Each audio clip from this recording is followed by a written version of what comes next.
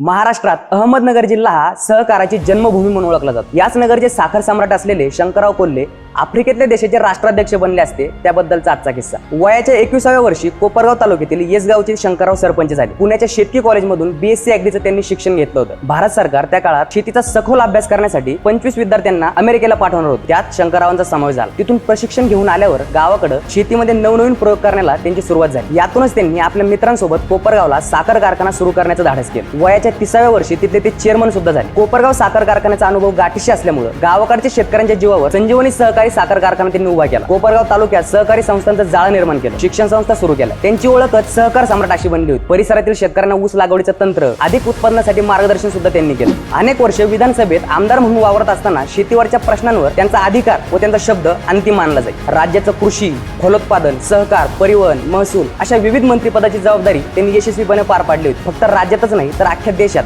साखरेचा अभ्यासक म्हणून त्यांचा दरारा होता। फ्रान्स, डेन्मार्क, ब्राझील अशा अनेक ठिकाणी त्यांनी दौरे केले होते। आफ्रिकेत लायबेरिया नावाचा एक छोटासा देश, तिथली लोकसंख्या जवळपास 5 लाखांच्या आसपास आहे। हे सर्व लोक शेतीविषयक व्यवसायाशी जोडले गेले आहेत। त्या देशाची अर्थव्यवस्था मुळात ऊस शेतीच्या अवतीभोवती चालते। ऊस शेतीत काम करणाऱ्या शेतमजुरांची संख्या एवढी आहे की त्यामुळे असं म्हणतात की तिथला साखर उद्योगाचा मालक हा तिथला सत्ताधीश असू शकतो। या लायबेरियाचा एक साखर कारखाना विकायचा होता। तिथल्या मालकाला तो साखर कारखाना चालण्याचा अनुभव नसल्यामुळे तो तोट्यात चालला होता। नगरच्या शंकरराव कोल्हेंना ही बातमी कळाली। त्यांची तर ओळख साखर उद्योगातील भीष्म पितामह अशी होती। त्यांनी तो साखर कारखाना विकत घेण्याची तयारी केली। जवळपास सगळं फायनल झालं होतं, मात्र पुढे काही अडचणी आल्या आणि त्यांचा प्लॅन बारगळला। गमतीमध्ये शंकरराव कोल्हे काय म्हणायचे, जर तो साखर कारखाना मला मिळाला असता तर आफ्रिकन देशाचा मी राष्ट्राध्यक्ष बनलो असतो।